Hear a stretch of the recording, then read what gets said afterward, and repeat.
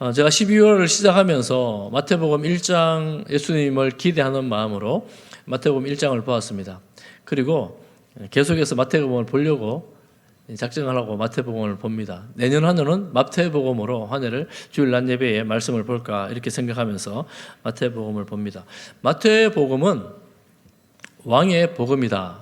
흔히들 이렇게 부릅니다. 마태복음이 시작할 때 왕의 족보로 예수님을 소개하고 동방박사를 맞을 때 성경에서는 유대의 왕을 보러 왔다라고 동방박사들이 말을 합니다. 그리고 마태복음에 복음서가 많이 나오긴 하지만 특별히 마태복음에 하늘나라 천국에 대한 말씀이 많습니다. 천국, 하나님의 통치, 곧 왕의 통치. 그래서 마태복음을 왕의 복음이다 이렇게 말하는데 이 왕이 이 땅에 오시기 전에 그리고 공적인 사역을 시작하기 전에 한 사람을 소개하면서 그 사람에 대해서 먼저 말씀을 하는데 그 사람은 바로 세례 요한입니다.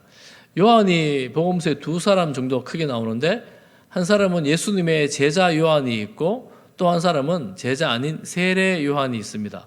세례를 준다고 해서 그 사람을 세례 요한이다 이렇게 부릅니다. 그 세례 요한을 말합니다. 우리가 이제 다음 주부터 이제 예수님이 본격적으로 등장을 하기 시작을 하거든요. 오늘 마지막 주에 원래 마지막 주에 예수님의 길을 준비하는 세례 요한 그리고 그의 사역과 그의 메시지를 한번 생각해 보는 것은 상당한 의미가 있지 않나 이렇게 생각하면서 말씀을 오늘 봅니다. 세례 요한은 예수님께서 마리아에게 잉태되시기 6개월 전에 그의 친척 할머니 불임이라고 판정을 받은 할머니에게 잉태된 사람이 세례 요한입니다. 그런데 세례 요한 역시도 기적적인 잉태였고 또 마리아가 임신된 것을 알고 그 엘리사벳을 찾아가서 친척이기 때문에 찾아가서 한동안 함께 교제를 하곤 했던 사람이 바로 이 세례 요한의 시작이라고 할 수가 있습니다. 그리고 예수님께서 본격적인 사역을 시작하기 전에 세례 요한은 이미 사역을 시작했습니다.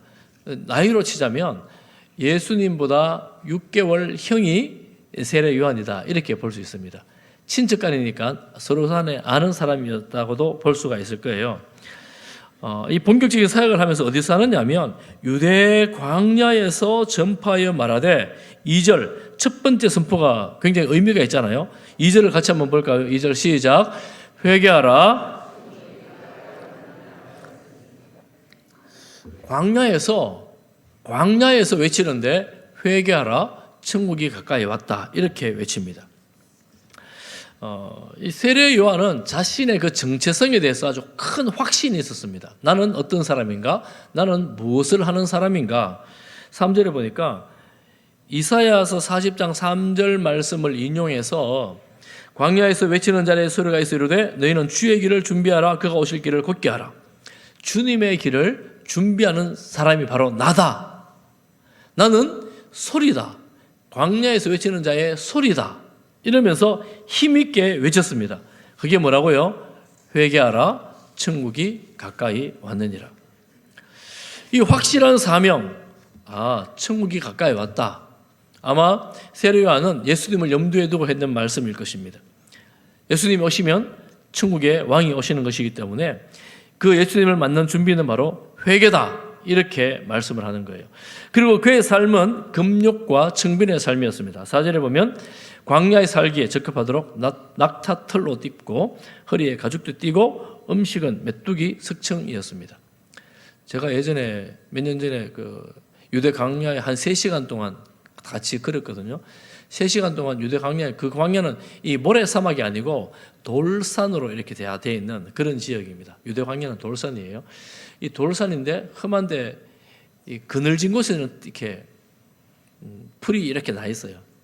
약간 꽃도 조그만 꽃들도 있어요. 그래서 그 양 기르는 사람들이 곳곳에 있으면서 홀로 그런 대로 양을 끌고 다니면서 이렇게 해요. 그런데 가다가 잡았다 그러는데 보니까 메뚜기를 잡았어요. 거기서 그 유대 광야에 메뚜기가 있더라고요. 제가 사진에 찍어놓은 게 있는데 그게 우리나라 메뚜기랑 비슷하게 생겼어요. 그 나라 메뚜기나 메뚜기를 먹고 2000년 전에 메뚜기 오늘도 있는 거예요. 그러니까 또 돌틈에 있는 석청, 꿀을 먹고 살았다 이렇게 말합니다. 그러니까 광야에 살기에 적합한 상황으로 그렇게 살았던 거예요. 그럼 그는 무엇을 했는가? 요단강에서 세례를 베풀었다 그러죠. 이 유대 광야를 저 끝으로 계속 가면 요단강이 나오는데 요단강에서 세례를 베푸는 사역을 했습니다. 그런데 놀랍게도 예루살렘과 온 유대의 사람들이 세례 요한에게로 몰려들었습니다. 여러분, 광야는 지나갈 수도 있지만 모여서 뭔가를 할 수 있는 장소는 아닙니다. 오늘날 좋은 강사가 왔다고 해서 광야에서 집회를 하면 사람들이 모이겠습니까? 콘서트, 정말 노래 잘하는 콘서트를 할 때 광야로 가면 누가 가겠습니까? 광야에 가서 집회를 하고 광야로 사람이 모인다는 것은 적합지 않은데 요한은 광야에서 외쳤습니다. 예언하신 대로 광야에서 외치고 또한 세례를 주는데 백성들이 모이기를 시작합니다. 어떤 사람들이 나오느냐 하면 예루살렘과 온 유대와 요단강 사방에서 다 오는데, 그리고 세례를 받는데 바리새인들과 사두개인들도 세례를 받기 위해서 아니면 뭔가를 조사하기 위해서 이 요한에게 나온 거예요. 바리새파 사람들, 우리 성경에 많이 나오잖아요. 바리새파 사람들은 어떤 사람들이냐면 그 당시 시대에 회당이라고 있습니다. 예루살렘 성전에서 하는 기능 일부를 감당하는, 성경 말씀을 가르치고 또 예배를 드리는 회당이라고 있는데 그 지역마다 있었어요. 또 디아스포라, 해외에 있는 유대인들도 회당이 있었습니다. 그곳에서 유대 종교를 이제 계속해서 전하는 겁니다. 바리새파 사람들은 회당을 중심으로 그들의 영향력을 펼친 사람들이었는데 전역에 퍼져 있으니까 영향력이 굉장히 컸습니다. 율법을 철저히 지키고 또 금욕적인 삶을 살고 또 그 율법을 내가 다 지켰기 때문에 다른 사람들에게도 지키기를 강요하며 형식과 규율을 철저하게 여겼습니다. 권위주의적인 특권의식이 있었죠. 나는 다 지킨다. 그러다 보니까 극단적인 분리주의, 율법주의, 형식주의로 치닫게 되어져서 예수님은 그 바리새인들 보고 뭐라 그랬습니까? 회칠한 무덤 같다 이렇게 말씀하셨습니다. 회칠한 무덤은 겉으로는 깨끗하지만 속은 썩어가는 시체가 있는 위선자들 같은 자들이라고 예수님 말씀하시죠. 그리고 사두개인들은 어떤 사람들이냐면 사두개인들은 바리새인들이 회당을 중심으로 역할을 했다면 사두개인들은 주전 2세기 전부터 하스모니안 왕조에서 사독 계열의 후예라고 생각을 하면서 스스로가 제사장 계열이라고 느낀 사람들입니다. 그러나 우리 집안은 제사장 집안이기 때문에 성전을 중심으로 제사장들을 중심으로 해서 그 당시 정치 권력들과 손을 잡고 이 권력을 행사하던 그런 사람이었습니다. 그런데 이 사람들은 모세 오경만을 믿었어요. 그러니까 부활이나 영적인 실체를 믿지 않았습니다. 그러면서 신학적 논쟁을 일삼던 그런 사람들이어서 바리새인들과 신학 논쟁을 하고 싸우고 이런 사람들이 바로 이 사람들입니다. 그러니까 이 두 종파에서 세례 요한을 찾아왔다는 것은 사실 세례를 받기 위해서라기보다도 오히려 세례 요한이 뭘 가르치는가, 세례 요한이 뭘 잘못하는가를 조사하려고 흠잡으려고 왔을 가능성이 아주 더 많습니다. 복음서 전체를 보면 이 두 계파의 사람들은 어떻게든 예수님을 흠잡아 가려고 했던 그런 사람들이잖아요. 그들에게 세례 요한이 뭐라고 말합니까? 7절 하반절에 보면 독사의 자식들아 이렇게 말합니다. 독사의 자식들아. 이걸 아주 그대로 보면요, 비유 말고 그대로 보면 사탄의 새끼들아 약간 이런 의미입니다. 아주 저주죠. 어떻게 이 세례 요한이 선지자 같은 사역을 하면서 이런 저주를 할 수 있겠습니까? 이런 저주를 하면서 임박한 진노를 네가 피하려고 왔느냐? 너는 피할 수 없다 이런 말이죠. 여러분, 임박한 진노라는 말에 우리가 조금 생각해 볼 수가 있습니다. 그리고 뭐라고 말하느냐 하면 회개에 합당한 열매를 맺어라. 회개를 촉구하고 있습니다. 회개에 합당한 열매를 맺어라. 그리고 또 하는 말이 9절 말씀에 속으로 아브라함이 우리 조상이라고 생각하지 말라. 그들은 율법을 지키고 규정을 지키고 또 형식적으로 철저하게 다 지킨 이들이었기 때문에 우리 같은 사람이 아브라함의 후손이지, 우리 조상 아브라함, 선민, 하나님 백성이라는 자부심이 충만한 사람이었습니다. 그 율법을 지키지 않고 이 자기의 규정을 지키지 않는 사람들을 보면서 비난하고 심판을 하고 정죄했던 사람들입니다. 그런데 지금 세례요한이 뭐라고 그럽니까? 너네 같은 사람들은 아브라함의 자손이라고 생각 안 해도 된다. 하지 말아라. 이렇게 말하는 거예요. 아니, 우리가 아브라함의 자손이 아니면 누가 아브라함의 자손이란 말인가? 뭐라고 말합니까? 이 바닥에 널려있는 돌덩이들도 아브라함의 자손이 되게 하실 수 있다. 이렇게 말하는 거예요. 하나님은 그런 능력이 있다. 자기 스스로가 나는 예수님 잘 믿고 하나님 잘 믿고 신앙생활 잘하는 사람이라고 자부하는 사람들에게 너 생각 집어쳐라. 이렇게 말하는 거예요. 이게 저주에 가깝죠. 독수를 퍼붓는 것이죠. 우리가 좀 생각해 볼 필요가 있습니다. 예수님도 이와 비슷한 말씀을 하시잖아요. 스스로 그 당시에 다른 사람을 지도하고 바른 길로 인도한다고 하는 자들에게 예수님도 이와 비슷한 말씀을 하시잖아요. 그러니까 우리가 신앙생활을 잘한다는 것이 무엇인가에 대해서 고민을 조금 많이 해야 됩니다. 고민을 많이 해야 돼요. 오늘 말씀을 가지고 약간 결론이라고도 볼 수가 있는 말씀인데, 우리가 신앙생활을 잘한다고 말할 때 신학적 논쟁을 잘하고 성경을 많이 알고 또 이 종교 행사에 잘 참석하는 것만은 아니다라는 것을 여러분 꼭 기억을 해야 합니다. 꼭 기억을 하셔야 돼요. 우리는 눈으로 보이는 게 그거기 때문에 어쩔 수 없이 그런 걸로 생각을 합니다. 열심히 잘 참석하고 열심히 봉사하고 어떤 교육과 형식을 다 지키면 저 사람이 신앙생활 잘하는 사람이지, 이렇게 생각할 수가 있는데, 지금 그런 사람들이 이 저주에 가까운 독서를 듣고 있는 거예요. 그렇다면 정말 필요한 것은 무엇인가? 정말 필요한 것은 뭐냐? 오늘 말씀대로 그대로 가져오면 회개에 합당한 열매를 맺어라, 이렇게 말씀하십니다. 회개에 합당한 열매를 맺어라.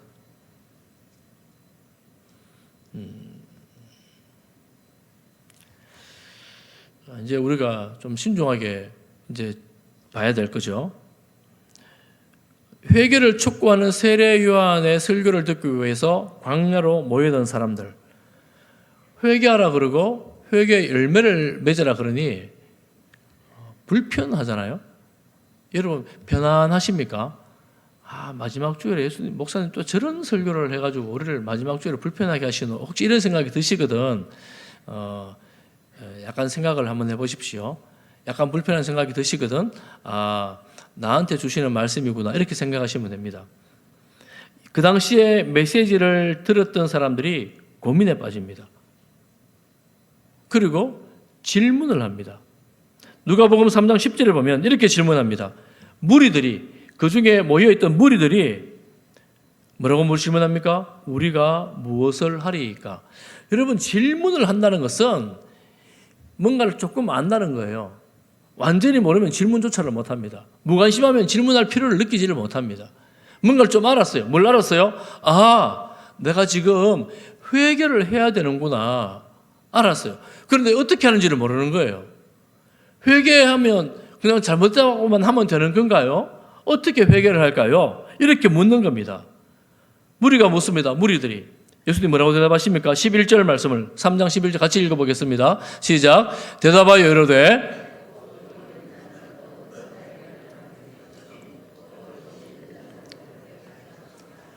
나눠주라는 거예요. 그 당시 무리들 부자들 아니었거든요. 두 벌이 있으면 나눠주라는, 없는 사람이 나눠주라는 겁니다. 이런 세례 요한의 이게 가르침을 보면서 세리들, 그 당시 남자로서 가장 큰 죄인이었던 세리들도 묻습니다. 선생이요, 우리는 무엇을 하리이까? 세리들도 그들이 지금 벌써 잘못하고 있다는 것을 메시지를 듣고 깨닫고 있었어요. 누가복음 3장 12절에 보니까 세리들도 세례를 받고자 하여, 이 세례는 회개의 세례입니다. 선생이여, 우리는 무엇을 하리이까? 어떻게 하면 회개가 제대로 되는 것입니까? 누가복음 3장 13절 이르되 부가된 것 외에는 거두지 말라. 그 당시 세리들은 로마에서 정해진 세금이 굉장히 많았답니다. 뭐 인두세, 토지세, 관세, 통행세, 기사 등등. 그리고 세리들 자신 스스로가 이 세금을 부과할 수 있는 그런 권한도 있었다고 합니다. 그런데 이 세례 요한의 대안은 무엇이냐? 부과된 것 외에는 더 많이 거두지 마라, 이렇게 말합니다. 세리들에게 말하는 이야기를 듣고 보던 군인들이 묻습니다. 누가복음 3장 14절 우리 같이 한번 보겠습니다. 시작. 군인들도 물어 이르되 우리는 무엇을 하리이까 하매 이르되 사람들에게 강탈하지 말며 거짓으로 고발하지 말고 받는 급료를 족한 줄로 알라 하니라. 칼을 가지고 공권력을 가지고 사람에게 가서 급박하려고 두려움을 주면서 돈을 내라고, 돈을 빼앗는 거예요. 강탈해 가는 거예요. 안 주면 거짓말로 고발하는 거예요. 거짓말로 고발해서 감옥에 넣거나 돈을 가져오게 하거나 이렇게 하는 거예요. 그거 하지 말라라는 것입니다. 그런 것 하지 말라. 여러분, 이 세례 요한의 메시지를 듣는 사람들은 어떤 마음이 들었겠습니까? 어떤 마음이 들었겠어요? 불편한 사람들 또 있었겠죠. 그렇지만 회개하면서 세례를 받는 사람들도 있었겠죠. 이 세례 요한의 대답들은 그 당시에 하나님의 말씀, 율법의 정신을 그대로 실천해내라고 하는 이 식민지 살아가는, 로마의 식민지로 살아가는 유대 사회에 하나님의 말씀대로 살아라고 하는 대개혁적인 그런 선포였습니다. 그래서 세례 요한의 이 말씀이 선포가 불편했으면 군인들이든 누구든 공권력을 동원해서 잡을 수가 있는데 아무도 잡지를 않아요. 잡지를 못합니다. 왜 그랬겠습니까? 하나님의 말씀에 대한 선포였거든.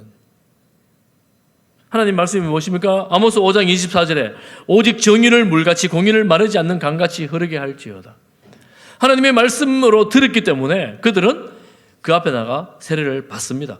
그리고 예수님은 이후에 이 세례 요한의 사역에 대해서 세례 요한을 보면서 대단하게 평가하십니다. 뭐라고 말씀하시느냐? 누가복음 7장 28절 전반절에 보면 내가 너희에게 말하노니 여자가 낳은 자 중에 요한보다 큰 자가 없도다.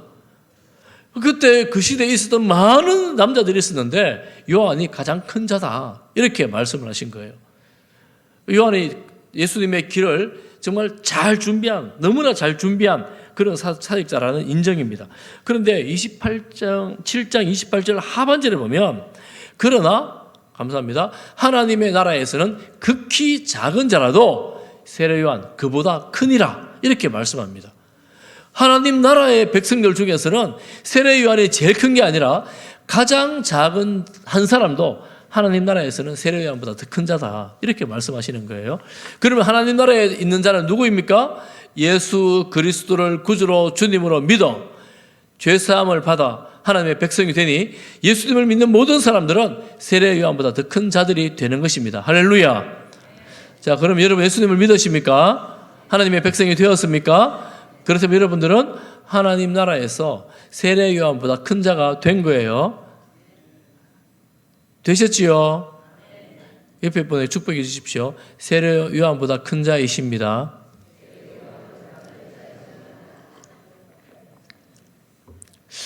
뭔가 약간 크다고 말하기에는 뭔가 나중에 세례 요한 만나면 혼날 것 같은 느낌이 들잖아요.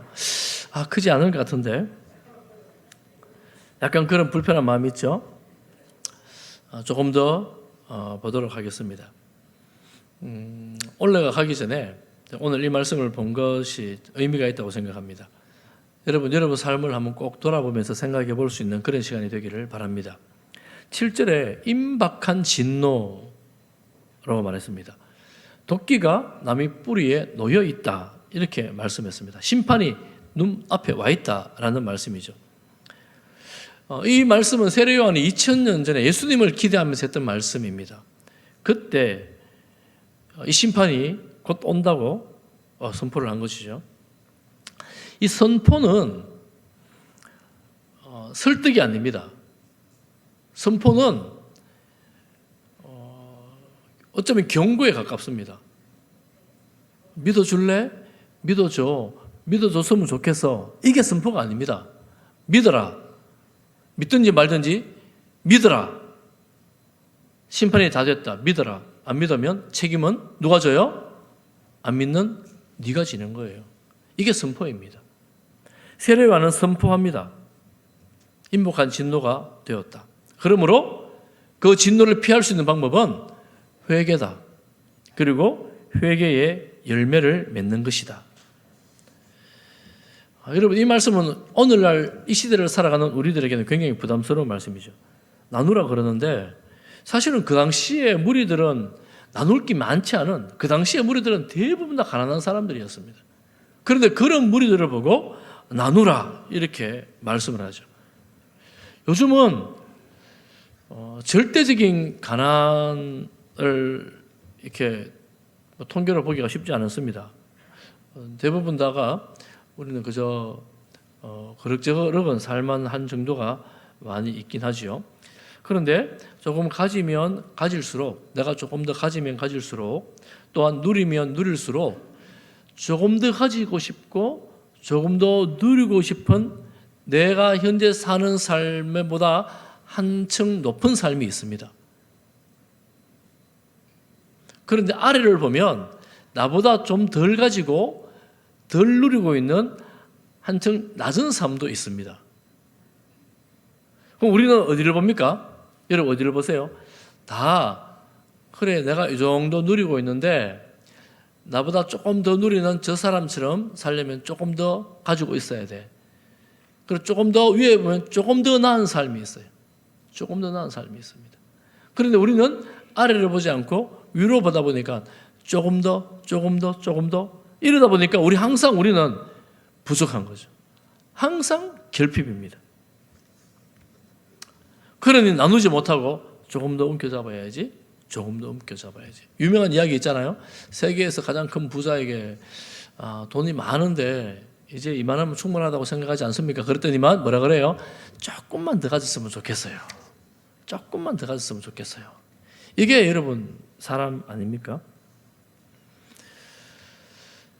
그러니 나누라는 말씀은 참 쉽지 않은 말씀입니다.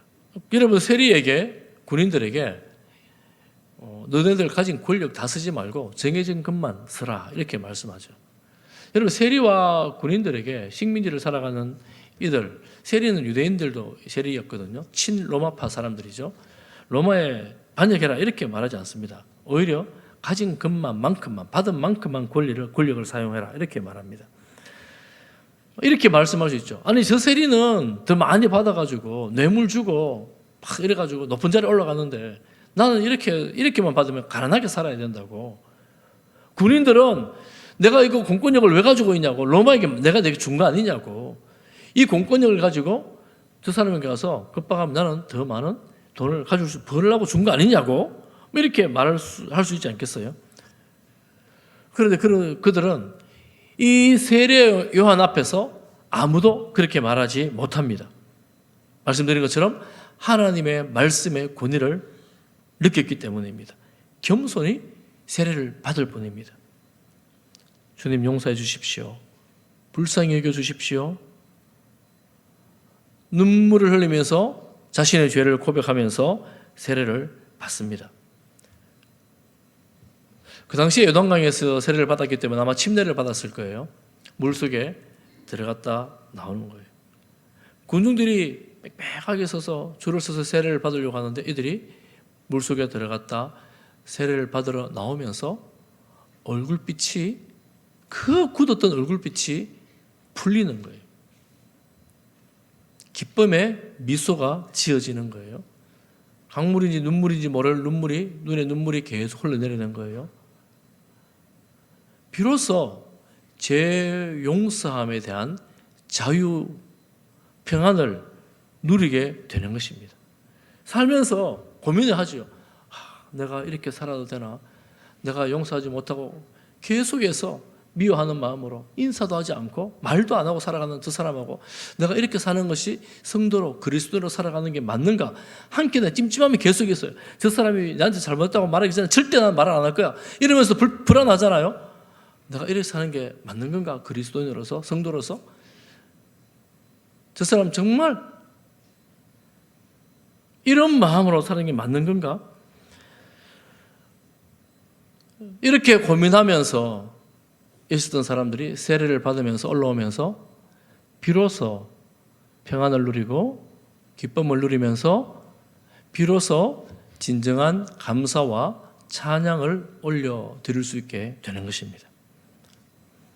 요한일서 1장 9절 말씀에 만일 우리가 우리 죄를 자백하면 그는 미쁘시고 의로우사 우리 죄를 사하시며 우리를 모든 불의에서 깨끗하게 하실 것이요. 하나님께서 우리의 죄를 용서하심으로 하나님 안에서 누리는 평안과 기쁨을 비로소 경험할 수 있게 되어지는 것입니다. 불안이나 걱정이나 염려가 어느 순간 사라지는 것을 느끼게 되는 것입니다. 회개는 여러분 미안합니다 혹은 죄송합니다 에서 끝나지 않습니다. 내가 이제는 내가 가진 힘, 권력 이상인 것들을 사용하지 않아야 되겠다. 더 가지지 않아도 이 정도로 괜찮겠다. 이런 생각을 할 수가 있게 되어지는 것이죠. 여러분, 죄 용서의 기쁨, 구원의 확신에서 오는 용서의 기쁨과 즐거움은 세상의 어떤 것들로도 바꿀 수가 없습니다. 다윗이 범죄하고 난 다음에 구원의 기쁨을 회복시켜 달라고 성령을 거두지 말아달라고 간절히 기도하지 않습니까? 그 기쁨을 아는 사람, 그 평안을 아는 사람들은 주님 안에서 계속 그 은혜를 구하지요. 우리가 회개할 때 이 기쁨을 누릴 수 있도록 예수님께서 길을 만들어 주셨습니다. 그리고 그런 마음을 주시는 분이 성령 하나님이십니다. 그럼 우리가 성령을 사모하며 예수님의 말씀을 들을 때에 우리 마음에 주의 감동하심과 주의 영의 은혜로 말미암아 고백하게 되고 또 실천하게 되어지는 놀라운 은혜가 임하게 되는 것이지요. 그래서 세례 요한의 첫 번째 메시지, 회개하라, 천국이 가까이 왔다 라는 이 메시지는 한 인생을 완전히 새롭게 하는 메시지입니다. 한 사람을 완전히 새롭게 하는 메시지입니다.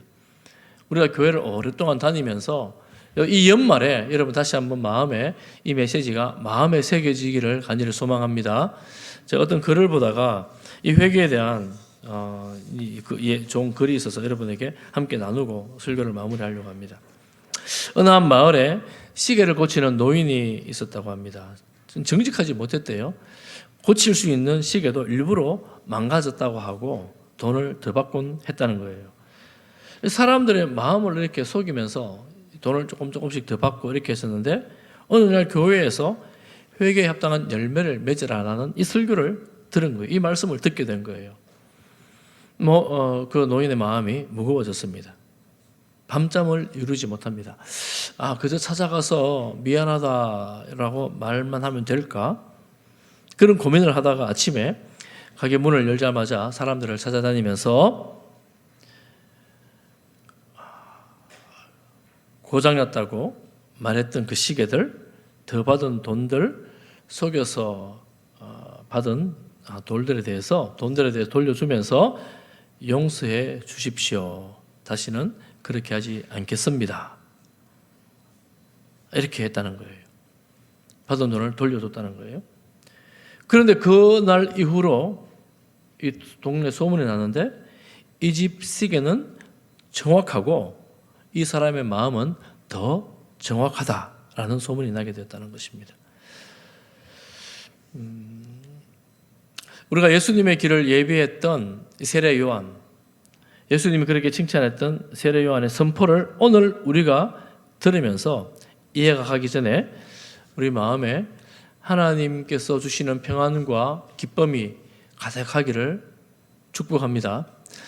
여러분 주님 앞에 나가서 조용히 앉아서 우리 자신을 돌아보고 또 조용히 앉아서 혹시나 깨어진 관계들이 있다면 여러분들 함께 회복하여 하나님의 평안으로 이 연말을 보낼 수 있기를 바랍니다.